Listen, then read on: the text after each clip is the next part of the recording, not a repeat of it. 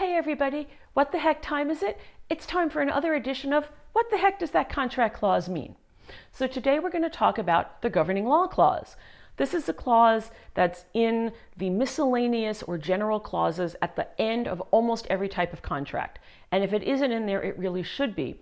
Because what this clause does is it sets up the rules that will apply in case there's ever a dispute about the contract. Let's say you have one party who's entered the contract who lives in the state of California. The other party lives in England, because you can have international contracts.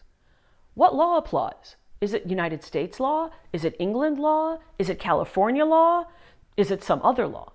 By having a governing law clause, what it does is it sets in writing what law is actually going to apply, and it will override whatever might happen based on where somebody lives.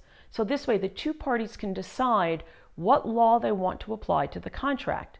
They write it into the contract, and then in the event of a dispute, everybody knows what law is going to apply.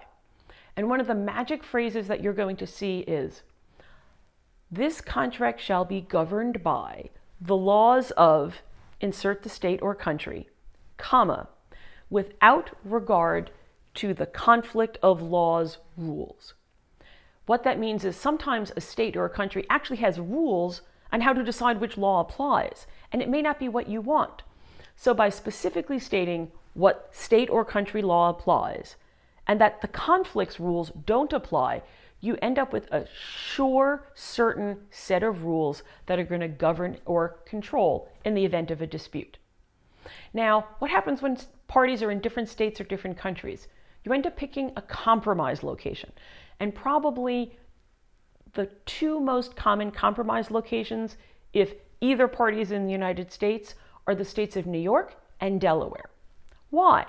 Well, both New York and Delaware have really strong sets of laws that have been around a long time when it comes to business contracts. And the judges in those states are really familiar with business issues. So when you go into one of those two states, you're going to get predictable results. You don't want to have no idea what's going to happen. You don't want a judge in some state or country to apply the law in a way that nobody expected, because that's never good when it comes to contracts.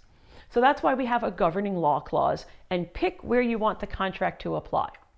So I hope we've given you a little information for 2021, so when you see the contract clause, you'll know what it means. Everybody, I hope you have a great day, and see you next week.